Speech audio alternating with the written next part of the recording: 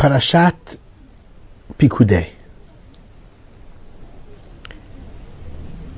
2 weeks ago, in Parashat Ki Tisa,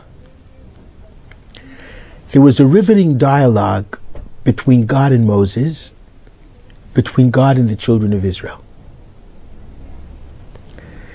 The children of Israel only wanted God to be in its midst, wanted God to be together with Am Yisrael. God says to the Jewish people, I'll send you my angels to lead you, my special messengers, the great leaders of every generation.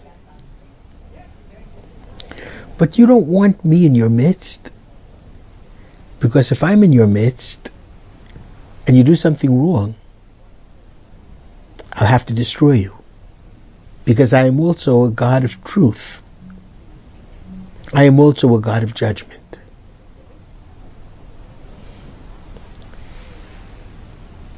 And then the dialogue continues. Moses' quest for forgiveness. God forgives and tells Moses to write the second tablets. And that's probably the greatest sign of his forgiveness. And then God gives his names, which will explain his glory. Because Moses asked God, show me your glory. Tell me about how you act and respond to the Jewish people, to Jewish history, to Jewish backsliding and sinning.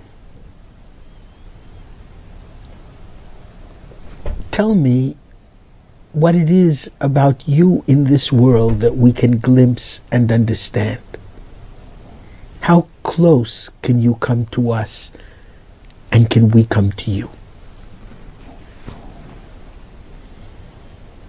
Now, at the end of Ki Tisa, the question still nagged, Yelech no Hashem b'kirbeinu. Come, God, and walk in our midst.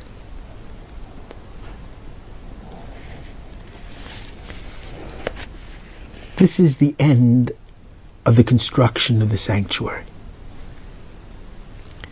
This is the end of Parashat Perkudei. This is the end of the very exciting and very inspiring and very disappointing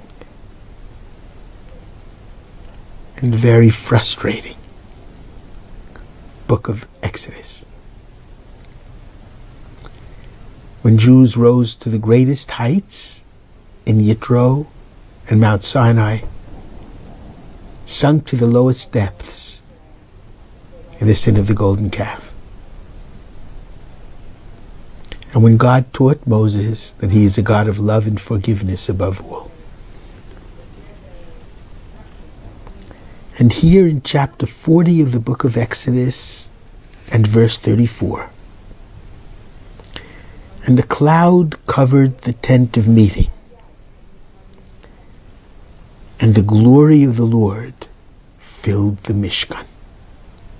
Kavod Hashem, the glory of the Lord filled the Mishkan. My glory, my kavod, is as much of me as you can ever glimpse in this world. That's the kavod.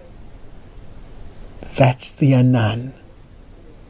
That's the amorphous cloud.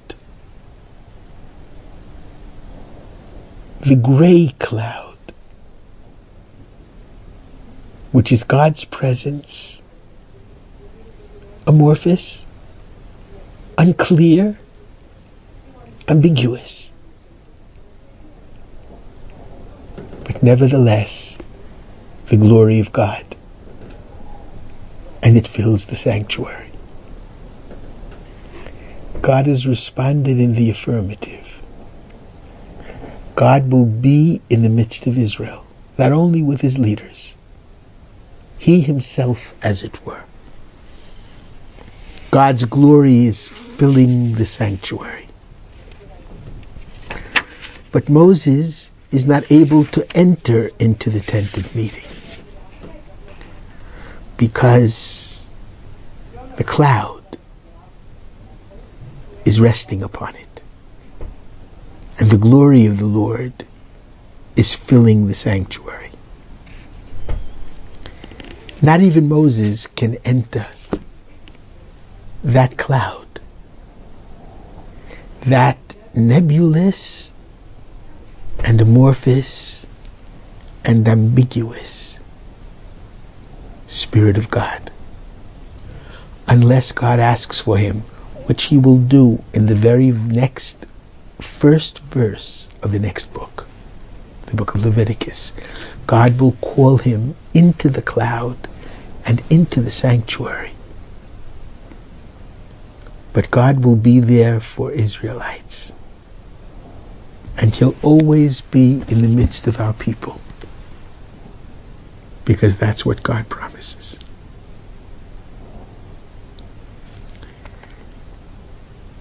I want to add one more very small but very important picture.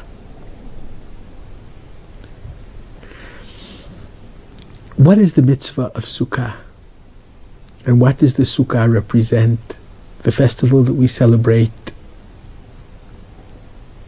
after Yom Kippur. And there's a difference of opinion in the Talmud in Masechet Sukkah. We're learning it now in Daf Yomi.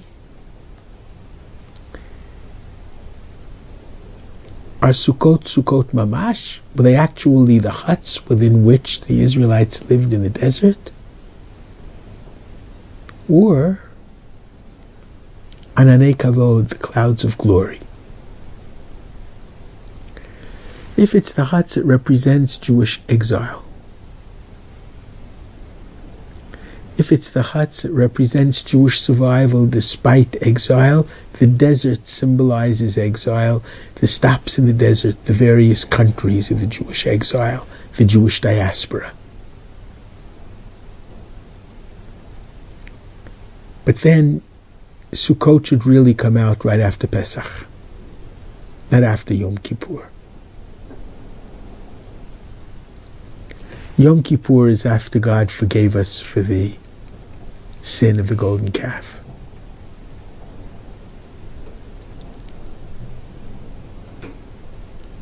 And then God's glory came on the sanctuary.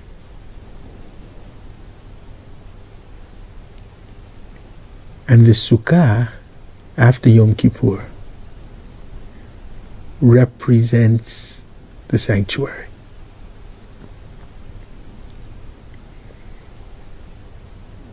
And the sanctuary is the forerunner to the holy temples.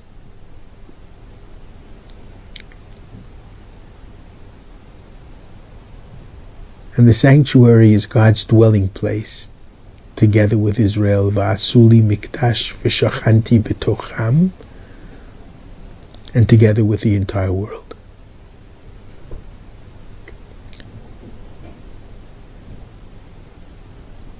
So the Sukkah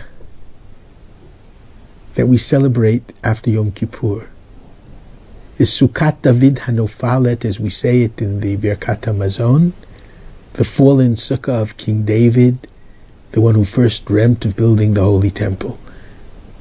The Sukkah is the sanctuary, the temple.